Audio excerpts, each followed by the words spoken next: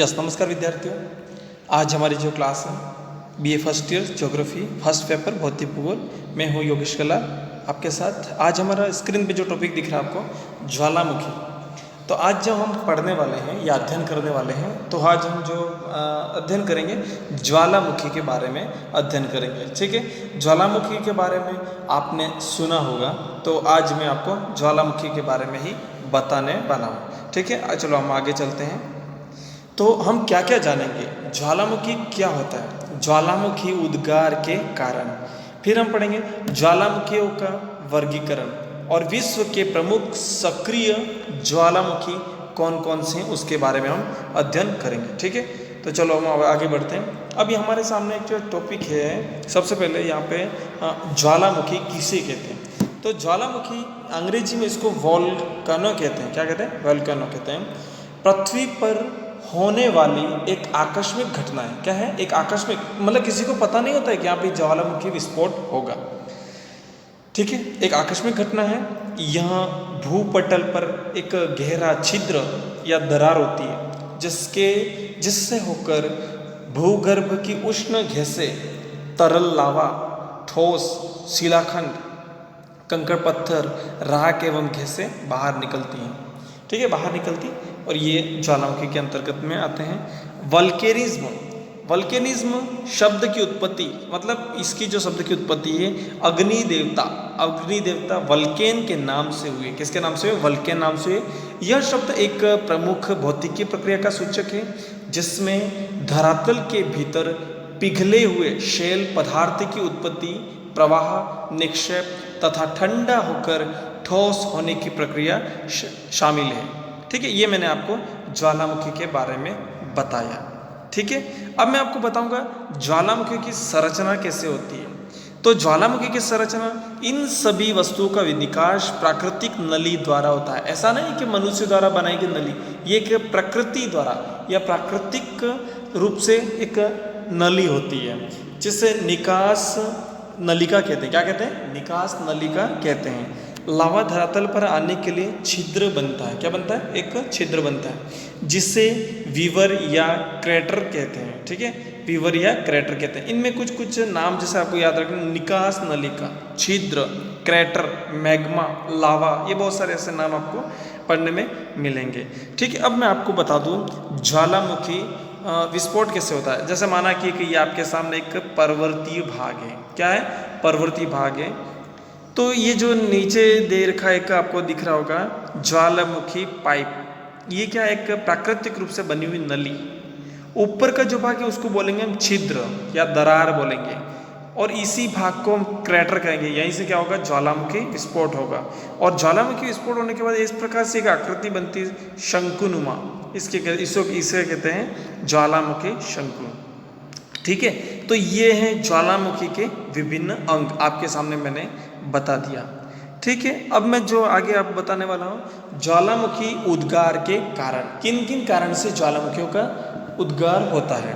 ठीक है, सबसे पहले हम बात करेंगे नंबर 1 पर, भूगर्भ में अत्यधिक ताप का होना। क्या होना? भूगर्भ में अत्यधिक ताप का होना। भूगर्भ में अत्यधिक तापमान पाया जाता है, अधिक गहराई पर यह पदार्थ पिघल जाता है। अब जैसे आपको बता दूं कि मैं अगर हम बहुत अधिक गहराई पर तापमान अधिक होगा तो सारी चीज़ें क्या होगी? पिघलने लगेगी। तो पिघलने के बाद क्या होगा?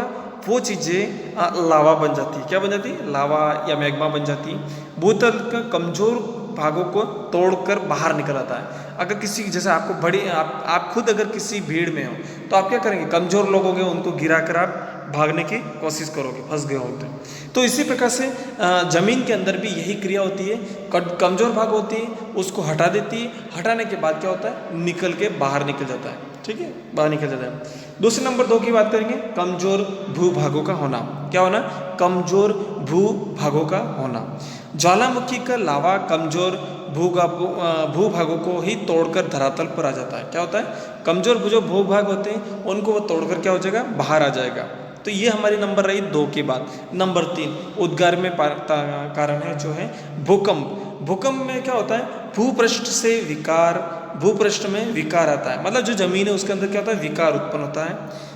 और अंदर कंपन होता है और भ्रंश पड़ जाते हैं, मतलब क्या पड़ जाते हैं, एक वलन पड़ जाते हैं, भ्रंश पड़ जाते हैं और आंतरिक भाग से मैग्मा जो होता है वो क्या कहा जाता है, धरातल पर आ जाता है। इससे हम क्या कहते हैं, भूकंप कहते हैं। नंबर 4 की हम बात करेंगे, वो है गैसों की उत्पत्ति।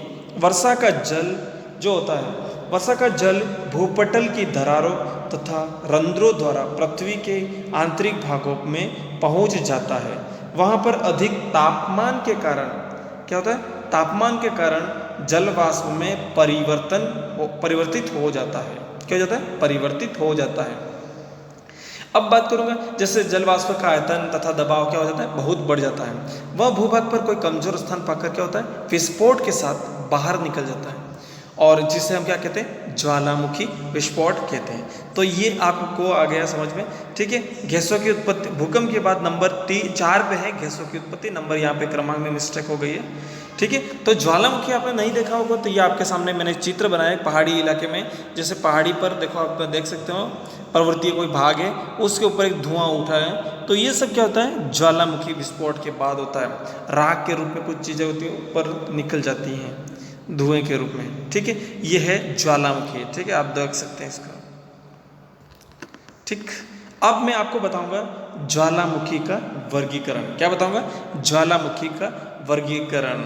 ज्वालामुखी 2 प्रकार के होते हैं। एक होता है उद्गार की अवधि के आधार पर, नंबर 2 होता है उद्गार स्वरूप के आधार पर। हम बात करेंगे सबसे पहले उद्गार अवधि के आधार पर। सक्रिय ज्वालामुखी, सुसुप्त ज्वालामुखी, शांत ज्वालामुखी, ये हमारे हो गए उद्गार के आधार पर। अब उद्गार स्वरूप के आधार, ये 2 प्रकार के होते हैं। एक तो होता है केंद्र उद्गार वाले, मतलब बीच का जो ऊपरी भाग होता है उसके दरारी भाग, कहीं बीच में से अचानक निकलना, ठीक है। हम केंद्रीय उद्गार में मैं आपको सारे बताऊंगा, हवाई तुल्य, स्ट्रोम्बली, वेलकोनी, पिलियन तुल्य ज्वालामुखी, ये सब के बारे में मैं आपको विस्तृत रूप से जो हमारी क्लास लगेगी अगली, उसमें मैं आपको बताऊंगा, ठीक है।